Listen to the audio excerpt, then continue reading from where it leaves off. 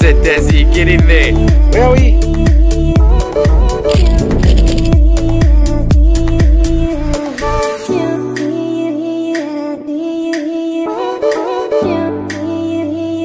Not allowing us to go into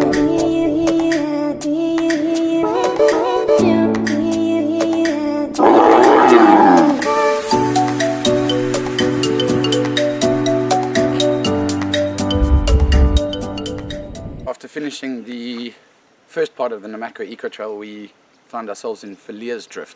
I wanted to fill up. Richtersveld has no fuel. The only fuel that you can get is across the border in Namibia. I think today is the 30th of December. It is the 30th. We must proceed.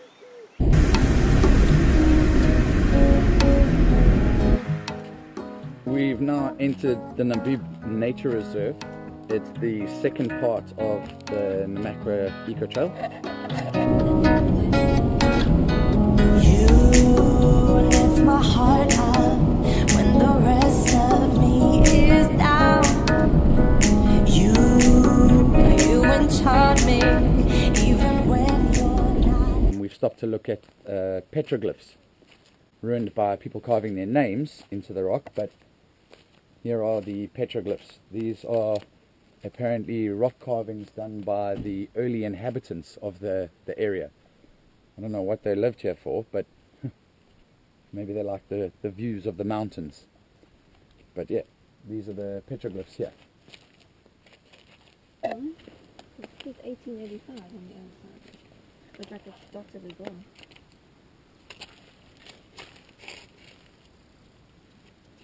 Because you don't know if other people have tried in the meantime. It's hard to decipher what they actually are, though. On leaving the petroglyphs, we found that we'd parked in the perfect place to test out an echo. Okay, 1, 2, 3. Hello!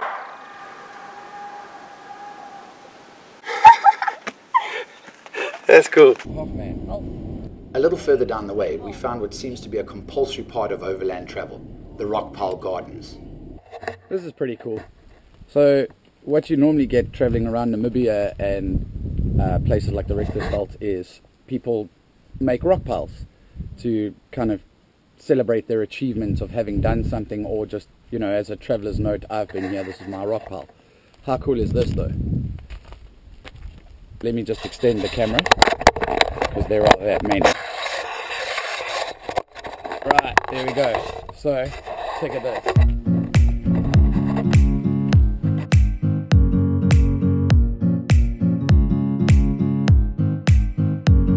Without further ado, it is time for us to make one.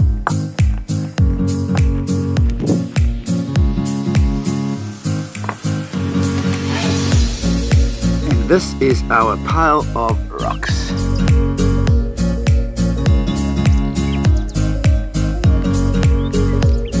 Pretty cool. Forever it shall remain. Maybe.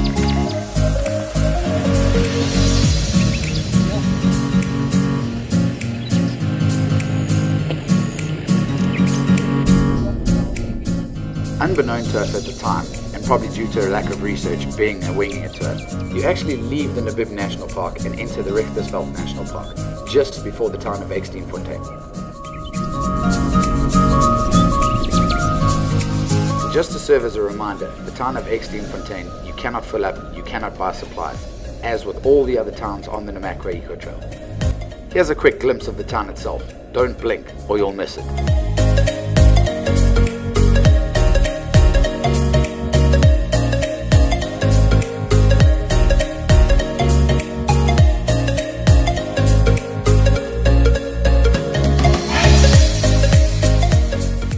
Without any real highlights to show you from Ggalagadi, we figured we'd show you some sheep. These guys were probably walking themselves to the slaughterhouse through sheer boredom.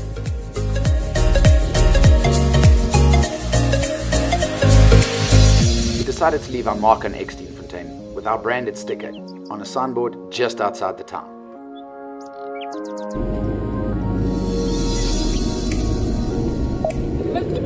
Driving probably about, I don't know, 30-40 k's an hour, and then suddenly there was this massive ditch in front of me. So I anchored the brakes. Gail's convinced she hit the dashboard, but she couldn't have. She's wearing the seatbelt. I think she hit herself in the face out of fear. Like, oh, I don't know what you did. Like, you bounced. I was wearing my seatbelt, so I was fine. We all are, actually. Quickly checking the car to make sure that nothing broke or got damaged. Everything underneath seems fine. Everything on top seems fine. That all seems fine. That all seems good. Well, 15 k's more or less to go, and then we'll be at the cave.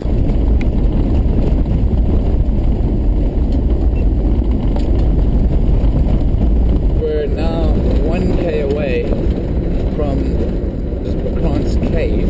In all honesty, we can't see how there's a cave here because this is the most barren of barren landscapes ever. Surprises on winging tours are what we've come to expect, but this surprise was actually most welcome. What are the chances of running into a family member in one of the most remote parts of southern Africa in a cave? What's up? Hey, just take me in my campsite. You enchant me, even when you're not around.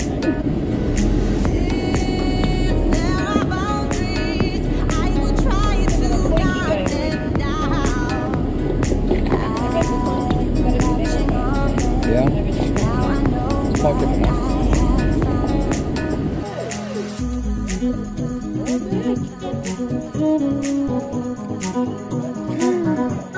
So we're at Buckkrantz cave. Weirdly enough, we arrived here and my cousin is here. There you go, 2 My Life in Africa vehicles in Buckkrantz. What a cool campsite.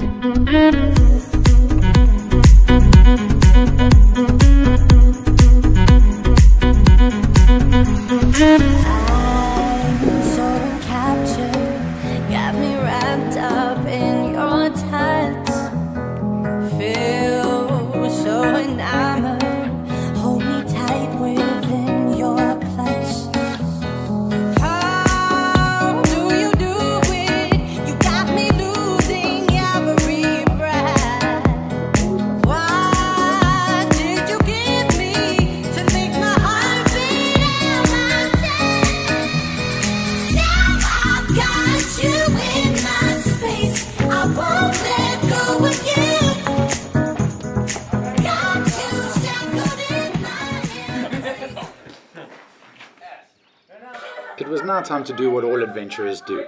Sit around a fire, chat about adventures past, chat about adventures ahead. Oh, that's so cool. And obviously, what would any campsite be without a little bit of music?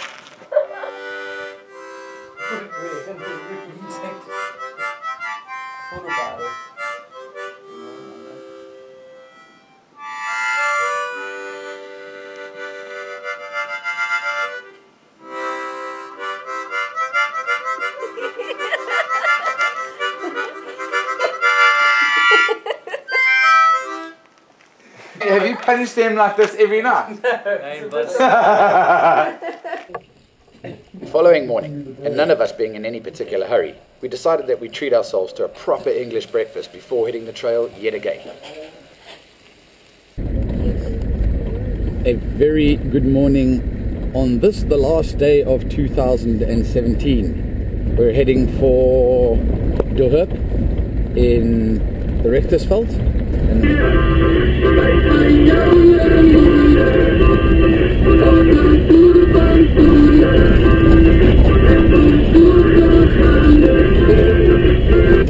See, that's why you don't give radios to children. Broken one. Driving the last part of the Namakwa Eco Trail is pretty hard to explain. Endless horizons, ever-changing scenery. I'd rather you just actually take a look and see what I mean.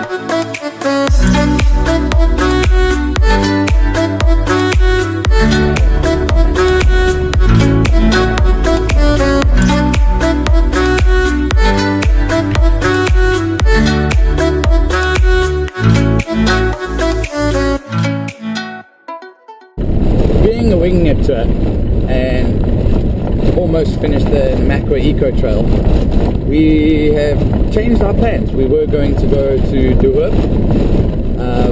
We've decided not to. We're gonna do a shipwreck tour and then decide where to go from there. So we've officially finished the Namakwa 4x4 Eco Trail. It's about 800 and something Ks since we filled up. All said and done, it was fantastic. Really thoroughly enjoyed it. Thought we were going to Noop Farm, but as it's ended up, they're actually fully booked. We have to make another plan. There looks like there's a camp somewhere down there that's next to the river, so we're gonna go and check that one out. But that's what winging it's all about. Exactly that, winging it. We don't know what's gonna happen. Right, so we're arriving at Brandkaros campsite.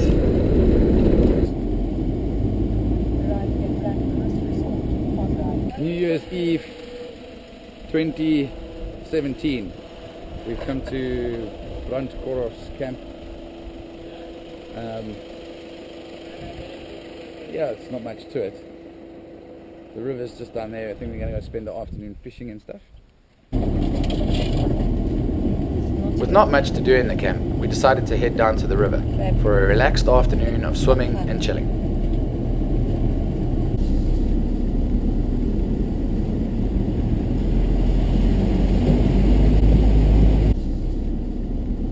The spot that we pretty much ended up choosing was quite a drive to get to. A lot of fun with thick sand and some river crossings.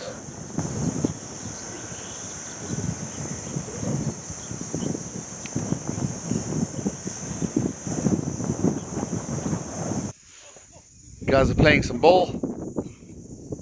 How awesome is this view? We tried to catch some fish, didn't work. Someone threw me the ball. Didn't work. Getting a bit late in the day and us wanting to head back to camp to start our New Year's festivities. Little did we realize the drama we were going to have over the next hour.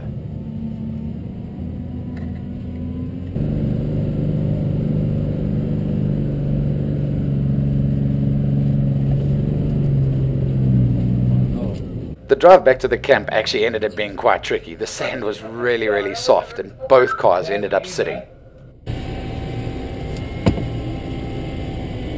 That's not good if you're both stuck. Stuck? Yes. But look at the scenery. It's amazing.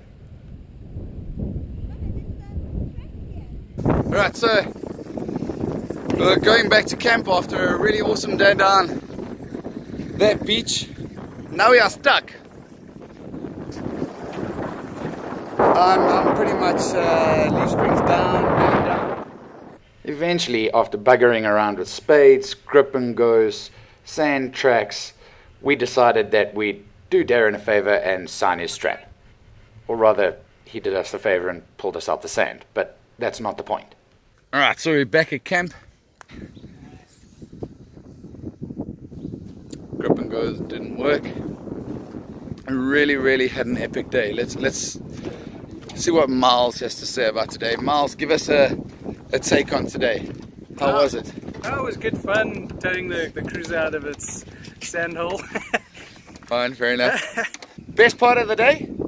Getting stuck. Was it all those fish we caught? Nah. Oh, we didn't catch any fish, that's right. What was the best part? Getting stuck, right? Getting stuck. There we go. Lekker. Digging their way out.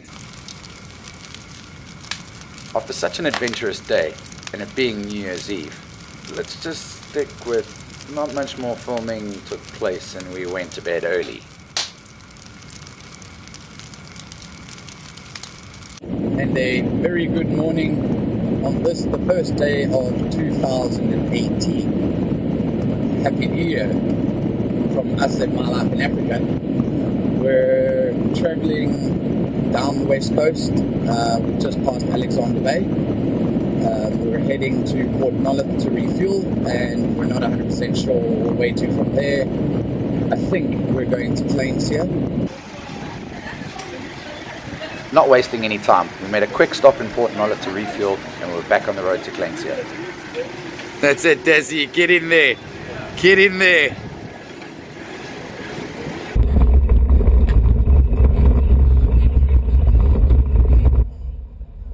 Options being very limited in these small towns, this was the best and probably the only option that we had. A very overpriced and under-facilitated camp. We reached our next camp, which is Kgalagadi Caravan Park. Fantastically small and dodgy. With absolutely zilch to do in the campsite, we headed down to the beach for a windy, cold, horrible day at the sea. Only the brave or the brainless actually jumped into the water. With it being New Year's Day and local after local heading down to the coast, we spent at least about 50% of our time recovering vehicles. Having grown tired of recovering vehicles, we headed back to our slightly wind-protected camp to try and soak up the late afternoon sun. Alright, so we're at... Where are we? We're in Kgalagadi, super cold. And tonight's the first night we've actually had to light one of these to keep warm. We're all freezing. And Darren's defrosting steak. Darren, your steak is floppy. It's almost there. That's what she said.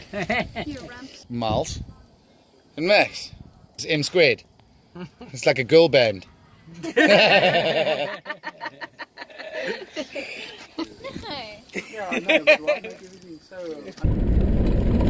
So we've just started the shipwreck tour.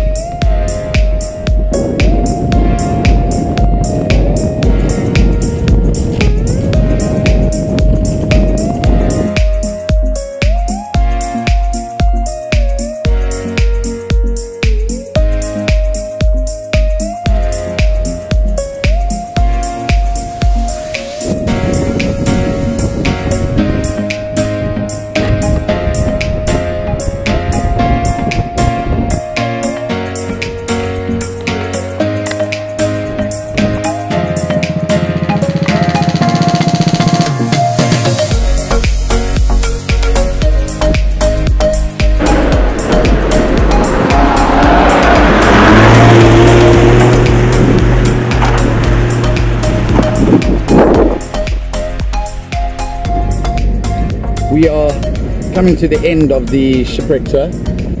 Had some fun at the end here with the old Rodwell getting stuck.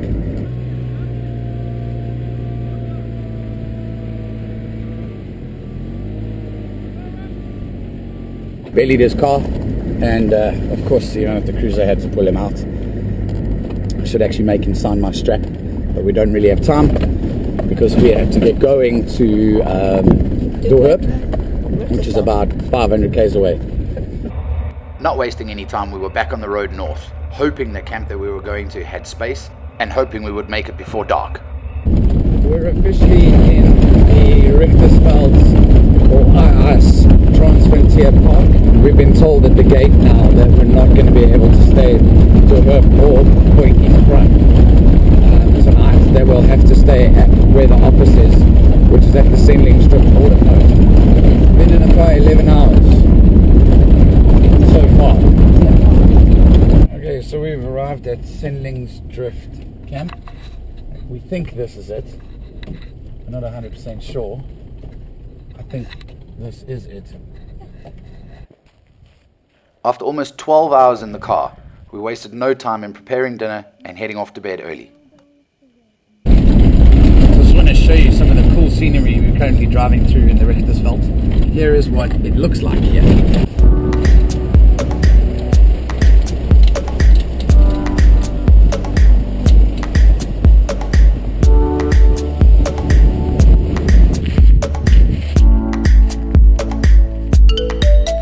There you can see it looks like a big ass handprint on the rocks. Look what you did to the rock.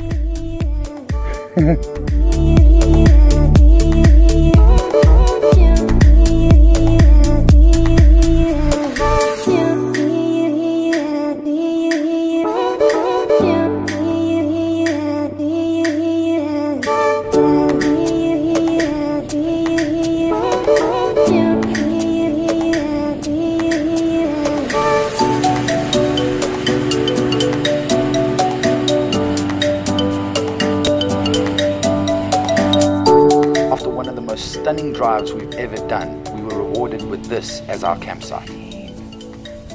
We've reached our next camping spot. As you can see, the car is all set up. Tents are open, get the smell of smoke out from the last couple of days. This is our camp, which is actually pretty epic. On the river, we've got our own private pool.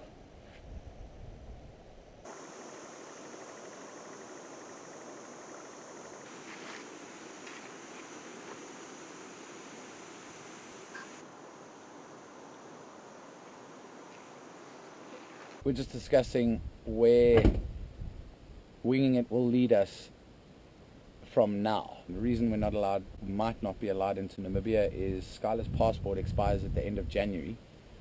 So if we can't get into Namibia, we basically have to backtrack a really long way. Everything is riding on us being allowed to cross the ponds at Sendling's Drift tomorrow to get into Namibia. Not wanting to mull over what may or may not happen tomorrow, and being in one of the most pristine locations in South Africa, we decided to lose ourselves in the river and just let go.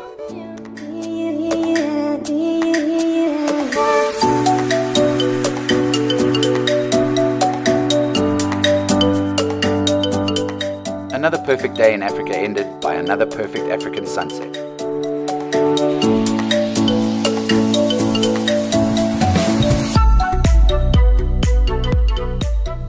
Very good morning from the banks of the Gariep River, and with any luck in about an hour and a half we'll be finding out if we can cross the border or not. Then starts the planning. If not, we've got to make some quick decisions and get moving to places very far away from us. Let's see what happens. Like I said, we'll know in an hour and a half. So here goes.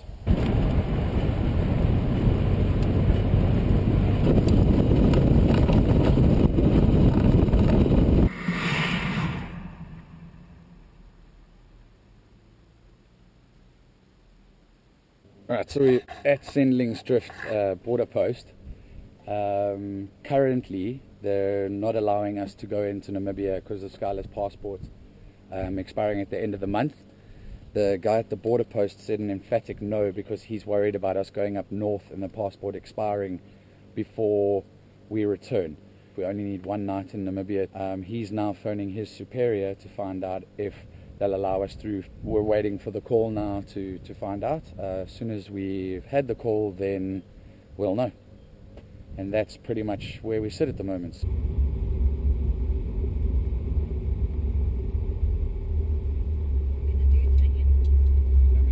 Namibia has allowed us access. Persistence pays off, and we're now crossing the Sendling's Drift pond.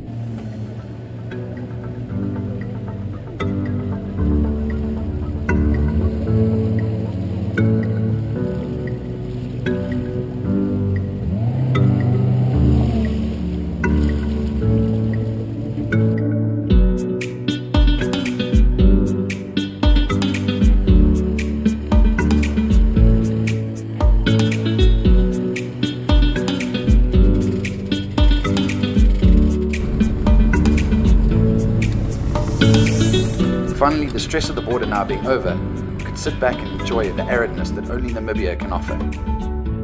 Huge skies, wide open spaces, and seemingly endless horizons. After a day of much uncertainty, we finally settled in at Fish River Canyon.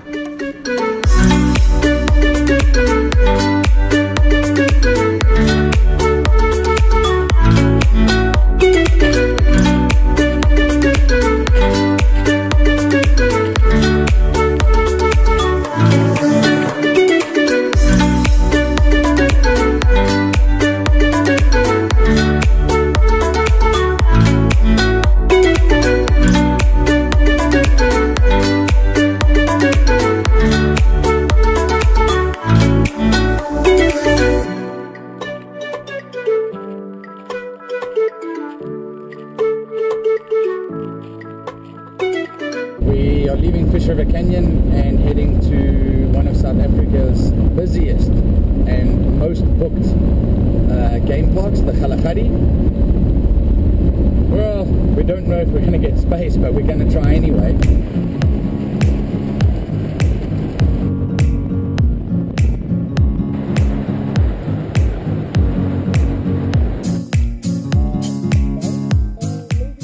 We stopped just before the border to fill up, as fuel is much cheaper on the Namibian side.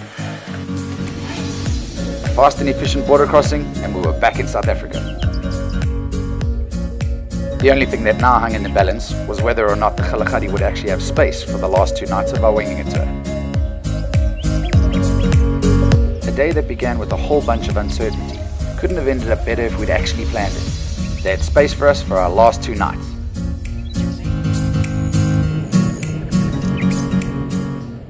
We spent the next 2 days in the Kgalagadi enjoying some of the best game viewing known to any of the South African game parks.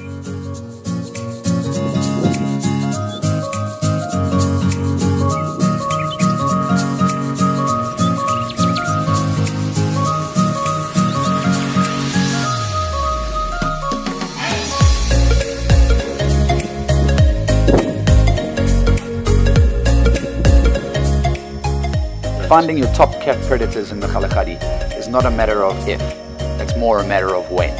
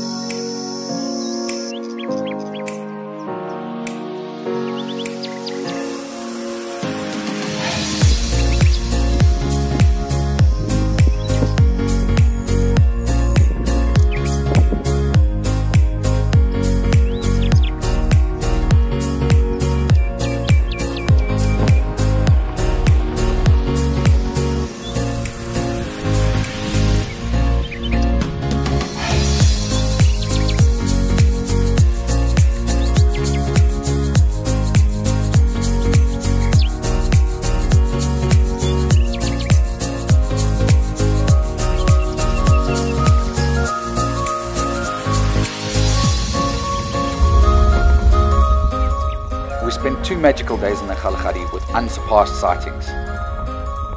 But as with all good things, they must come to an end, and this amazing cliched sunset marked the end of this year's Winging It tour.